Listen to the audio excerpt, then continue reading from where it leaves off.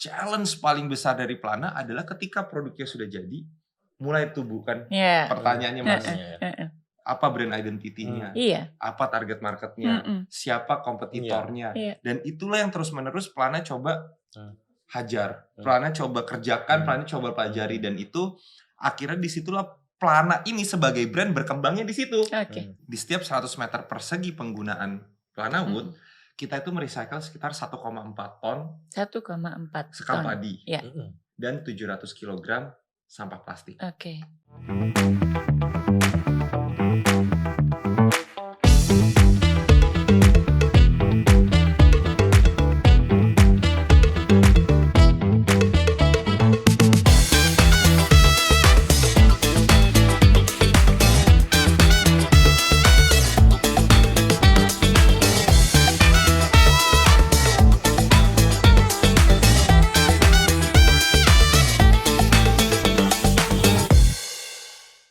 Sobat Bizkom, jumpa lagi bersama Bizkom Podcast, sebuah podcast di mana kita bisa berbagi tentang segala info yang berkaitan dengan kewirausahaan, bisnis, dan komunikasi.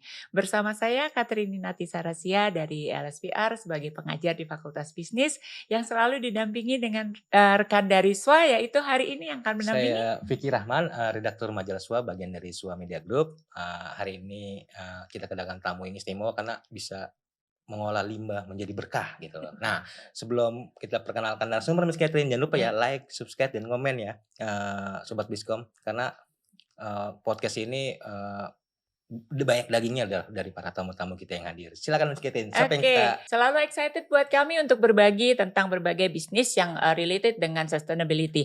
Hari ini tamu kita adalah dari PT Peduli Alam Nusantara dengan Mas Huan, saya panggil Mas karena masih sangat muda, Huan Apriliano Chandra sebagai co-founder. Nah, tadi Mas Vicky sempat bilang kita bicara bagaimana mengubah limbah menjadi berkah, bagaimana mengubah sampah menjadi cuan finally gitu kan ya. Welcome. Halo Mas Huan, apa kabar? Terima kasih hadir ya di tengah cuaca yang menantang ya. Nggak hanya tantangan bisnis aja ya. Yang bikin mager ya.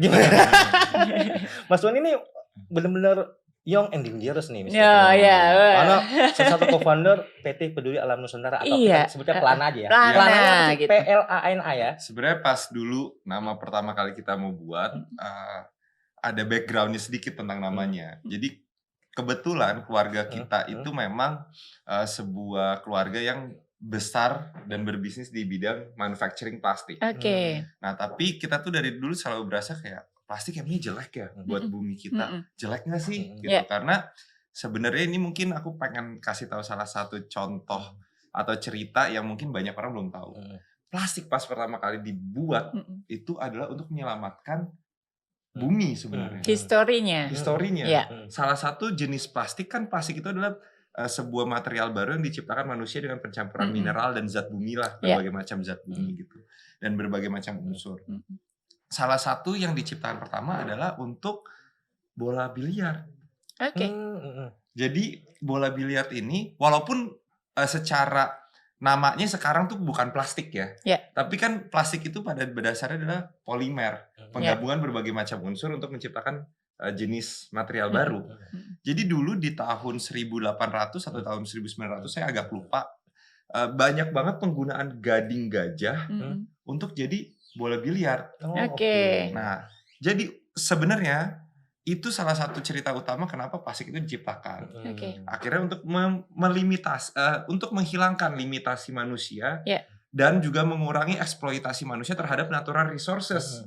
Karena contohnya nih, misalnya kita pengen bikin bola biliar, kita harus ngambilin terus-menerus gading. Gading gajah. Kan nggak mungkin. Nah, akhirnya diciptakanlah material baru. Nah, singkat cerita kayak gitu, keluarga saya juga adalah sebuah keluarga yang besar di industri plastik. Saya berpikiran, harusnya konsepnya plastik itu tuh untuk bumi loh. Harusnya kalau kita bisa manage dengan baik, plastik itu bisa menyelamatkan bumi juga. Karena contoh yang kedua Bu, ini penting nih karena buat teman-teman tahu bahwa gimana kita bisa menanggapi tentang masalah plastik ini. Contoh yang kedua, stainless straw atau sedotan besi dengan sedotan plastik. Sebenarnya ongkos produksinya atau misalkan karbon yang diciptakan untuk memproduksinya jauh lebih besar di stainless straw. Tapi yang jadi salah adalah selalu plastik karena dibuang. Sekali pakai dibuang. Single use plastik tuh yang buruk gitu. Bukan plastiknya, tetapi daily life kita hampir selalu menggunakan bahan bermaterial plastik itu single use aja. Betul. Sekali Dan pakai, memang kejelekannya tetap semua material pasti punya kelemahan. Kelemahannya adalah susah diurai oleh bumi, sedangkan natural resources tuh lebih mudah untuk diolah. Nah, akhirnya nama Plana ini hadir karena kita pikir-pikir, aduh, kayaknya plastik itu harus kita ubah deh brandingannya biar kayak plastic for nature. So when we are using plastik, kita nggak yang ignorant, tapi justru kita lebih peduli lagi kayak gimana ya cara menggunakan plastik bisa untuk lingkungan juga gitu loh, untuk membuat lingkungan lebih baik gitu. Dan akhirnya itulah namanya keluarnya awalnya plastic for nature. Tapi tiba-tiba kita akronimin lagi namanya. Kayaknya PT-nya nama apa? Peduli Alam Nusantara deh, kayaknya cocok gitu. So, itu cerita awalnya. Plana, PLANA gitu ya, dari akronim Plastic for Nature, tapi juga ya jadi kepanjangan dari nama perusahaannya Peduli Alam Nusantara. Peduli Alam. Idenya udah cakep gitu ya. Nah, awal-awalnya belum cerita nih, dia Mas siapa gitu Miss Catherine? Kenapa? Dia berdirikan sendirian atau masih apa? Tahun berapa gitu? Saya lumayan rame. Ramenya tuh kita kebetulan a family business. Jadi kita mendirikannya dengan second generation of the plastic manufacturing business gitu. Jadi kita second generationnya. Nah kita ada 5 orang. Kita masih saudara semua. Dan siblings atau enggak? Ya, tapi nggak kandung semua. Tapi nggak bikin pusing kan siblingnya? Pastilah Pak. Kalau family business mah. Tapi itu serunya. Mungkin menurut ibu juga kan ngajarin tuh kayak family business tuh susahnya apa. Ada benefit, ada challengingnya. Benefitnya mungkin kita nggak akan ditipu, benar kan? Tapi kesulitannya ya komunikasinya pasti kan susah. Kadang-kadang terlalu dekat itu challenge banget. Tapi ya itulah kita punya dinamikanya dan beruntung sampai hari ini masih bareng semua. Jadi ini generasi ke dua gitu. Tetap solid ya. Semoga ya harus. Kalau keluarga nggak solid, aduh sedih ya. Balik lagi nih Sobat Biskom. Kalau penasaran produknya seperti apa ini? Yang ada di depan. Jadi Plana ini punya 2 produk. Yang satu Plana Wood itu adalah sebenarnya kayu yang berasal dari, nanti correct me if I'm wrong, yang berasal dari limbah plastik plus gabah. Sebagian limbah plastik dikombinasikan dengan gabah dan apalagi komposisinya. Kita ada pakai aditif juga. Tapi sebenarnya Bu yang lebih tepat sekam. Sekam. Kulit gabah ya? Betul. Kulit gabah diralat Sobat Biskom. Terus yang kemudian ada lagi Plana Brick. Nah, dua-duanya ini kalau kita pegang, kita nggak bakal nyangka bahwa sebenarnya ini bahan bakunya adalah plastik gitu ya. Nah, boleh nggak sih kita menggali lebih dalam gitu?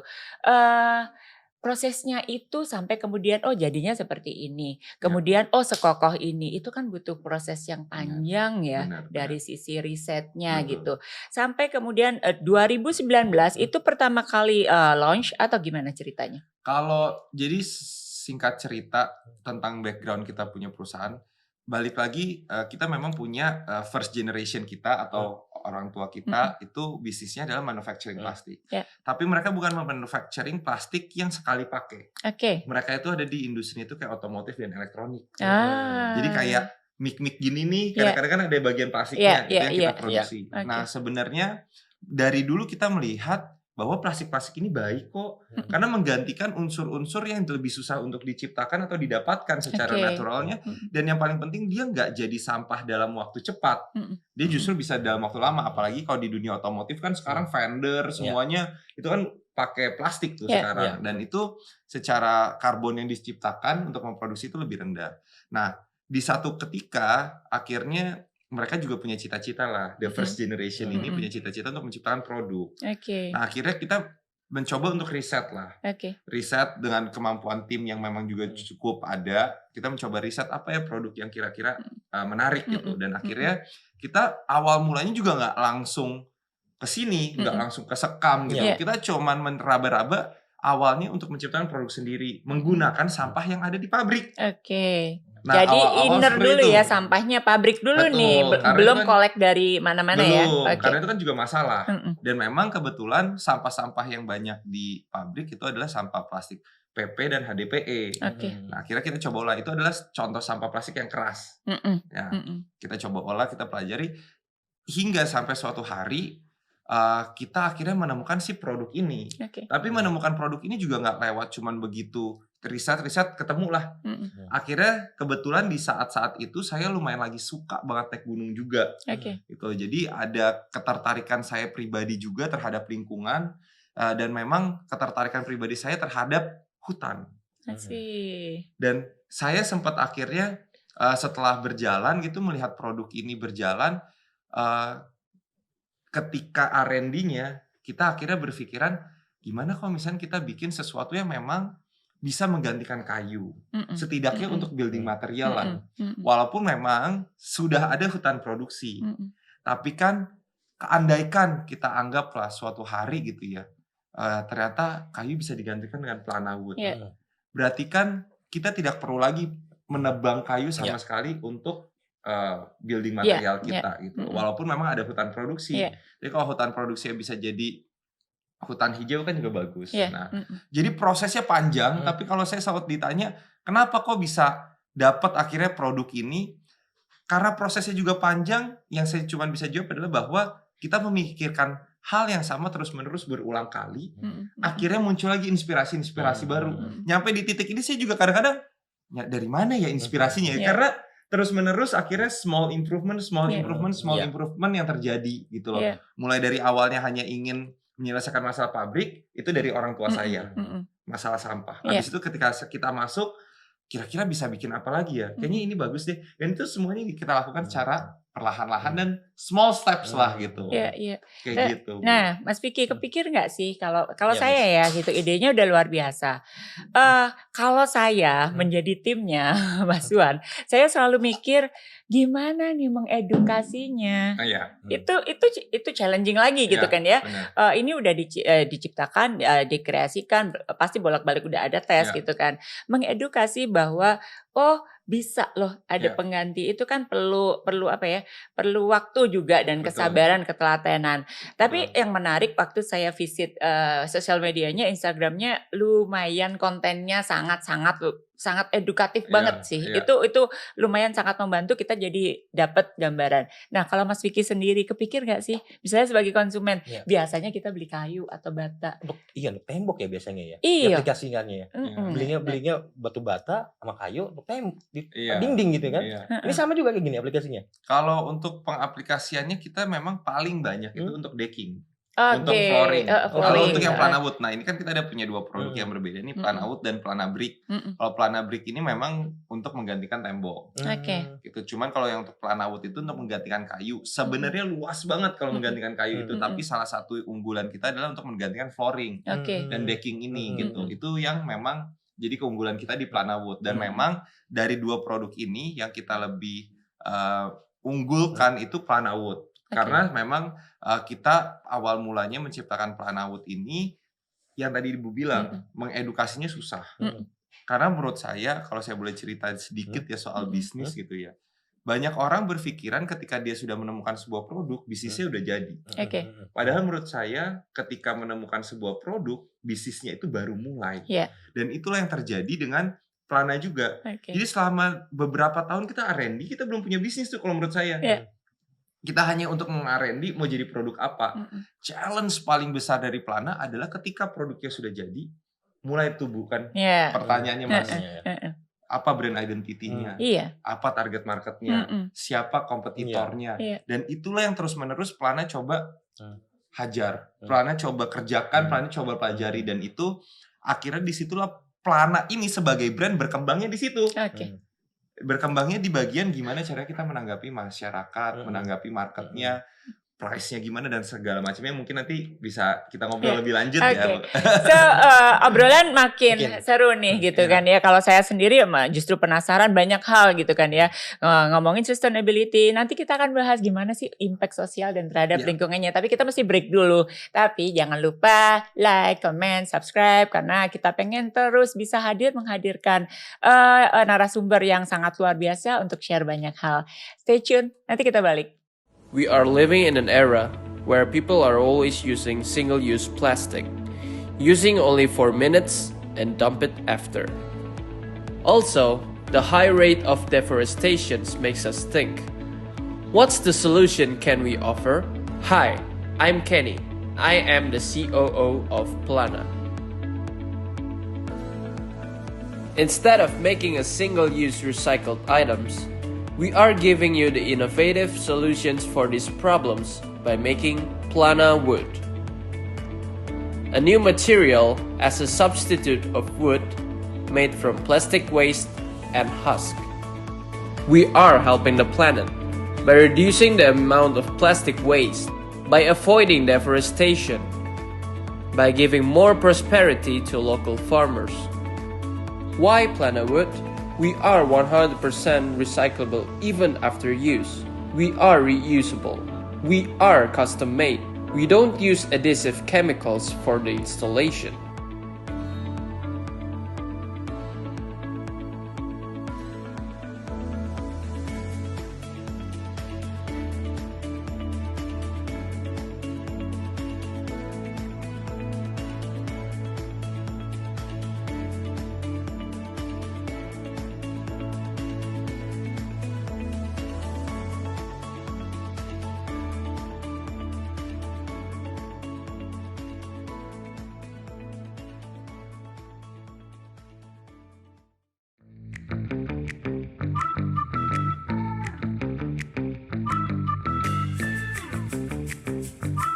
Studying at Elsevier is always fun with international vibes. Studying at Elsevier is always creative.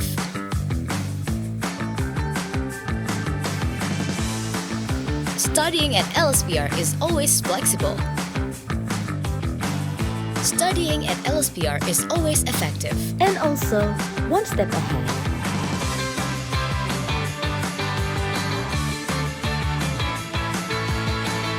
But it doesn't stop here. Studying at Elsevier leads to a bright future.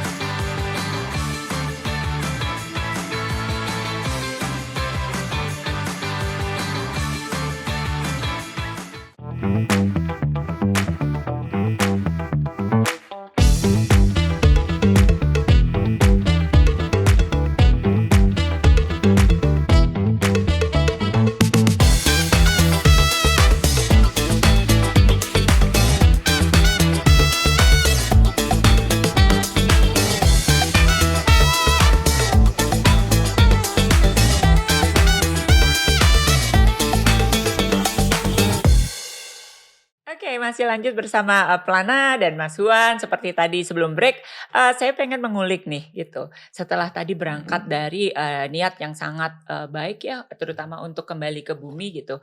Sampai sekarang dari 2019, gimana sih Mas Huan bisa mendescribe dampak ke lingkungan sendiri dan ke masyarakat?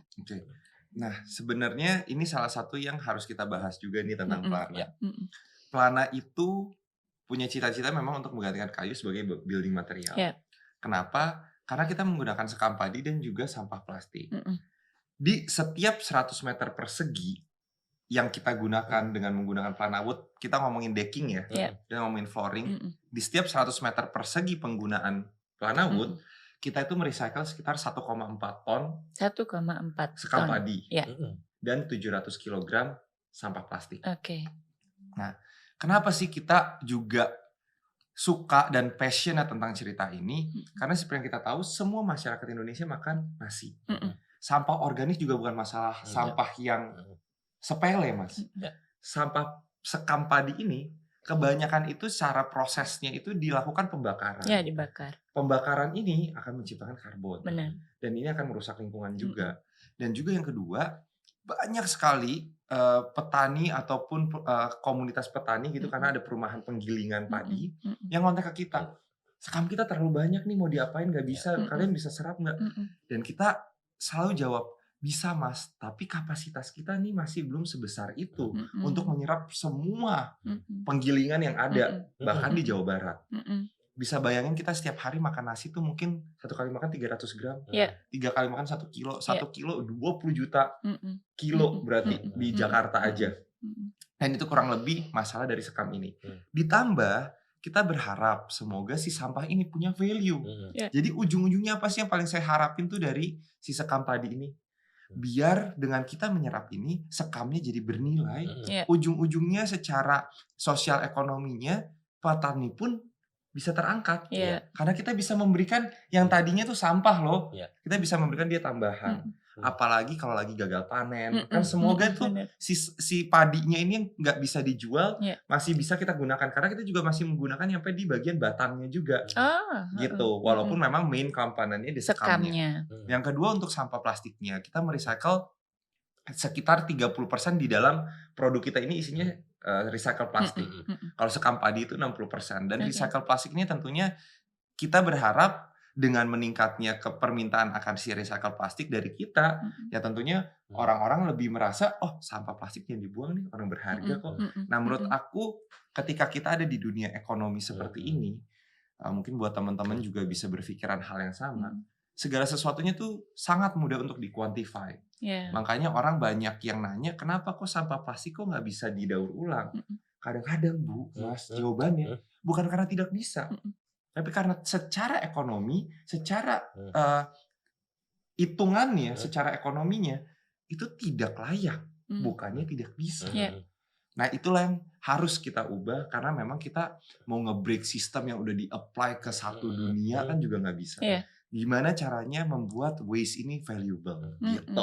Jadi kalau ceritanya how you collect the sampah plastik dan juga sekam itu gimana komunikasinya dengan apakah dengan komunitas atau gimana? Kalau untuk sekam sendiri kita memang sudah berjalan untuk ke beberapa desa yang memang punya komunitas si petani padi ini. Gapoktan ya? Gabungan kelompok tani gitu. Iya, tapi gabungan kelompok tani ini kadang kan menjual si padinya ini ke sebuah penggilingan.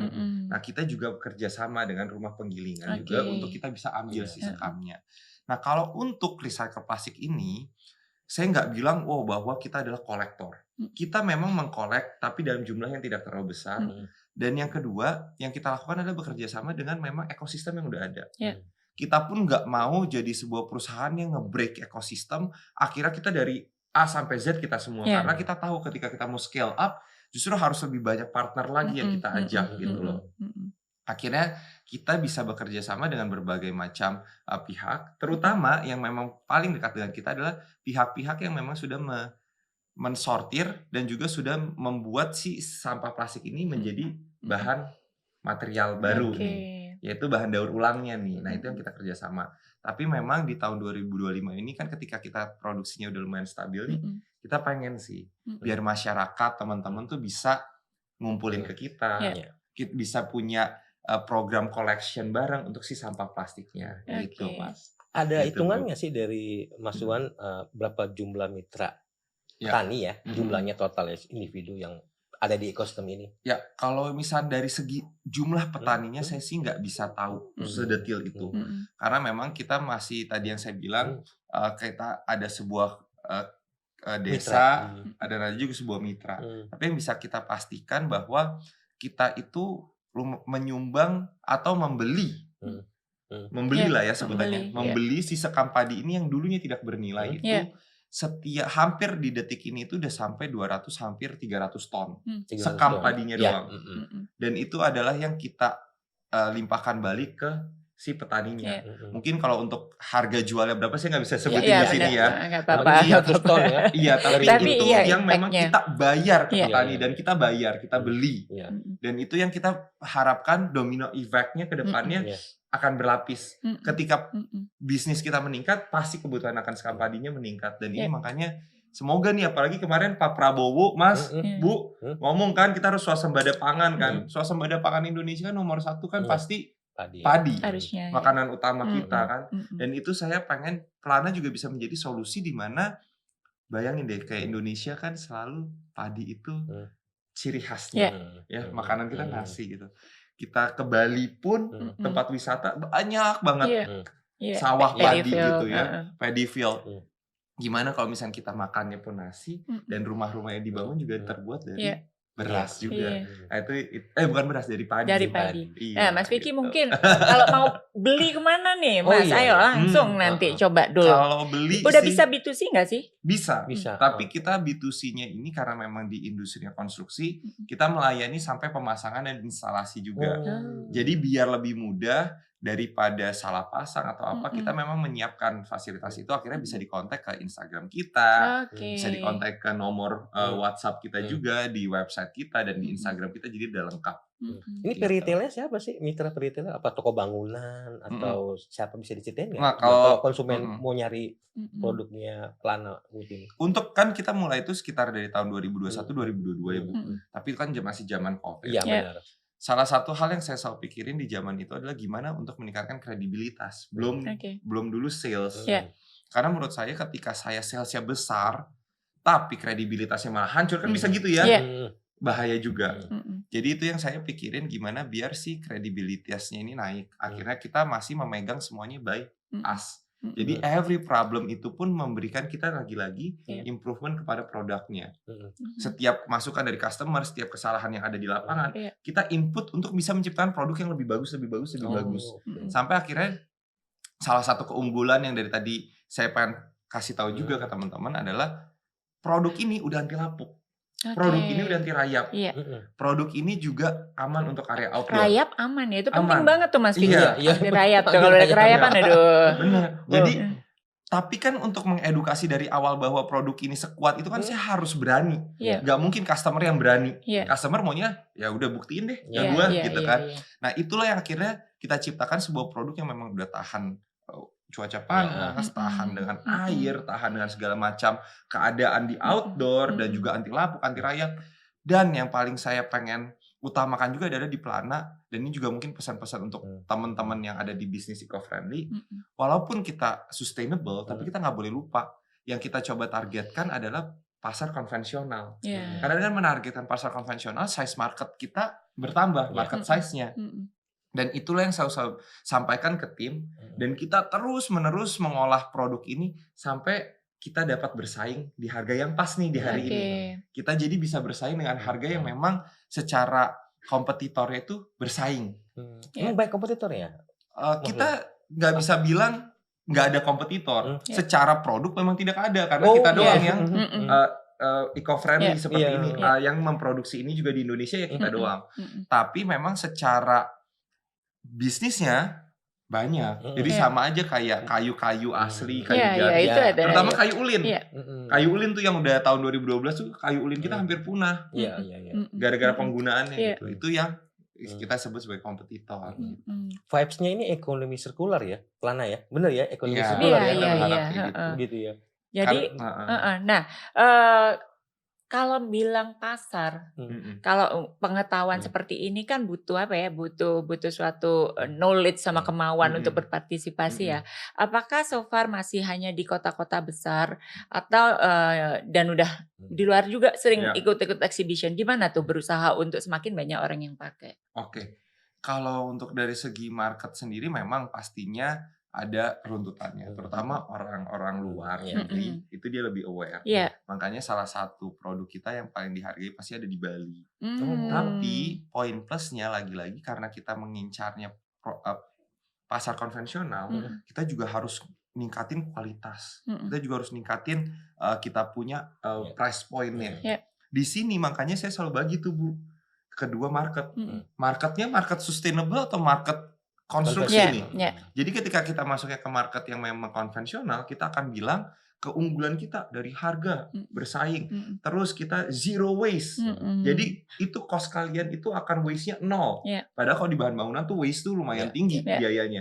Yang kedua, kita udah tahan kuat, bisa di custom juga warnanya. Tapi on the other hand, when we're meeting people yang memang peduli sustainable, baru kita keluarin, Pak, Bu, ini kita udah sustainable loh, gini. Ditambah harga kita bersaing. Nah, jadi itu 2 jenis sales pitch-nya yang kita lakukan gitu ke 2 itu. Dan memang kalau secara pasar tetap di kota-kota yang lumayan ekonominya bagus, yang lebih aware juga dan lebih aware juga, karena memang kalau kita ngomongin masyarakat yang ada di bawah atau yang secara ekonominya lebih rendah, mereka itu membangun rumah itu banyak menggunakan natural resources yang ada di daerah mereka. Nah, ini yang menarik nih, Bu. Pak juga. Jadi salah satu temuan saya, sebenarnya orang-orang yang tinggal di desa, di kampung, hidupnya tuh sustainable banget. Hidupnya tuh benar-benar benar-benar ramah lingkungan gitu loh. Mereka menggunakan apa yang mereka dapatkan dari hasil bumi mereka, tidak secara berlebihan juga. Tapi memang kita yang di kota karena fast pace living, jadi kita mau nggak mau harus meningkatkan produksi lagi apa segala macam. Nah, itulah makanya kalau di tempat-tempat yang memang lebih di kota butuh nih produk-produk yang kayak gini untuk bisa meminimalisir. Tapi kalau udah daerahnya rural gitu ya, daerahnya yang di pedalaman banget, mereka malah ya udahlah bikin satu rumah tebang pohon tapi udah that's it. Udah ya. Satu rumah ini untuk semuanya gitu loh, untuk satu keluarga besar gitu loh gitu. Mas Wan, kan ada berbagai variabel penyokong Plana ke depannya ya. Misalnya ESG, net zero emission, SDG ya kan, koperasi. Nah, itu bagaimana Mas Yuan target ke depannya untuk mengoptimalkan momentum itu? 5-10 tahun lagi deh kira-kira Plana kemana nih? Itu kan panjang kan ini. Itu justru yang kita tunggu-tunggu. Oke. Kalau ditanya dari awal kenapa kita percaya dengan bisnisnya Plana juga, karena kita percaya akan ada saatnya di mana si regulasi-regulasi itu akan di-apply. Salah satu kan yang sudah di-apply adalah mobil listrik. Dapat banyak nih keunggulan nih dari insentifnya.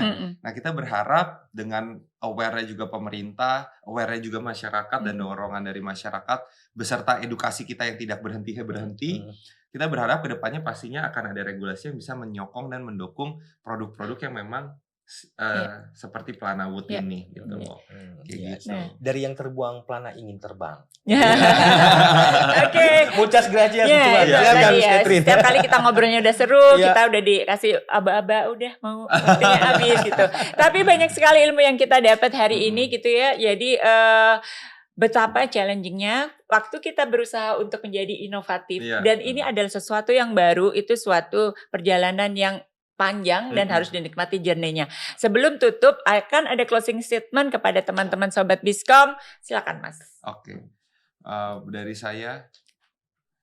saya buat teman-teman yang memang mungkin tertarik dengan topik ini, tertarik dengan ecopreneurship atau eco-friendly businesses, jangan takut untuk mulai karena menurut saya banyak sekali keunggulan dan keseruannya. Buat saya sendiri memang saya memulai bisnis ini dari sesuatu yang saya passionate about. Saya suka dengan alam, saya suka dengan lingkungan yang indah. Dan kalian bisa bayangin gak sih, terutama untuk teman-teman yang masih kuliah ya. Kalian kerja, kalian belajar capek-capek, pastinya untuk suatu hari bisa menikmati apa yang udah kalian kerja keras. Dan apa yang sudah kalian lakukan. Tapi jangan sampai apa yang kita lakukan ini untuk ekonomi kita, untuk bumi kita, malah merusak bumi kita sendiri. Dengan mengatasnamakan ekonomi lah, perkembangan ekonomi dan lain-lain. Tapi kalian bisa bayangin nggak, andaikan ketika kalian sudah bekerja keras, di kemudian hari ya, kalian nggak punya lagi laut untuk kalian diving, kalian nggak punya lagi hutan untuk kalian lihat, kalian nggak punya lagi gunung es buat kalian lihat, dan itu semua akan hilang karena ulah kita sendiri gitu. Makanya buat teman-teman yang memang suka untuk dan mau untuk berbisnis di dunia eco-friendly ini, saya rasa kayaknya bisnis di dunia ini tuh selain mencari keuntungan, tapi yang paling penting juga kita melakukan sesuatu yang kayaknya tuh bikin hati kita makin tenang gitu makin harinya. Jadi kayak ada semangat tambahan. Jadi jangan sampai kalian takut untuk memulai bisnis di dunia ini, dan juga andaikan tidak memulai bisnis di dunia ini, di dunia eco-friendly, kalian bisa pastinya belajar lebih lanjut juga tentang segala sesuatu yang eco-friendly, karena menurut saya sustainability di tahap ini adalah hal yang egois. Karena hal yang egois di mana kita berubah hidup atau menuju sustainable living agar kita bisa menikmati apa yang sudah kita kerjakan selama ini. Mulai dari sekolah, kerja, dan lain-lain. Dan itu aja closing statement dari saya. Oke, closing yang luar biasa. Manis sih, didengarnya enak banget. Oke, Sobat Bizcom, kita akan ketemu lagi di episode-episode selanjutnya. Thank you for watching. Jangan capek, jangan bosan untuk ngikutin kita terus. Like, comment, subscribe. Kita jumpa lagi di episode selanjutnya. Bye-bye. Bye-bye. Muchas gracias. Di era di mana teknologi informasi dan komunikasi berkembang pesat, transformasi digital memaksa kita memahami alur informasi yang tersebar cepat melalui jaringan internet. Membaca berita melalui gawai pribadi kini menjadi rutinitas harian bagi banyak orang.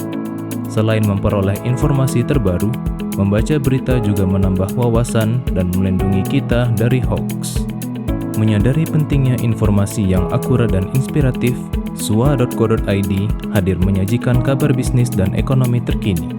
Sua.co.id adalah portal bisnis yang menyediakan berbagai informasi terkait pemasaran bisnis, manajemen, CSR, aksi korporasi, tata kelola perusahaan, profil bisnis pengusaha dan profesional, investasi pribadi, teknologi informasi, wawancara eksklusif dengan CEO, serta data penelitian. Kami tidak hanya menyajikan berita terkini, tetapi juga pembelajaran dari para pebisnis sukses, kisah perusahaan yang menginspirasi, strategi manajemen, pemasaran efektif, penciptaan kesuksesan bisnis, kewirausahaan, pengembangan karir, dan cerita sukses anak muda dalam berbisnis. Sua.co.id hadir di berbagai platform. Anda dapat mengunduh aplikasi kami di Google Play Store dan mengikuti kami di media sosial @swa-media-inc seperti Instagram, LinkedIn, X, dan Facebook. Saatnya menginspirasi orang lain dengan kesuksesan bisnis Anda melalui platform kami. Kunjungi sua.co.id dan temukan informasi bisnis yang inspiratif setiap harinya.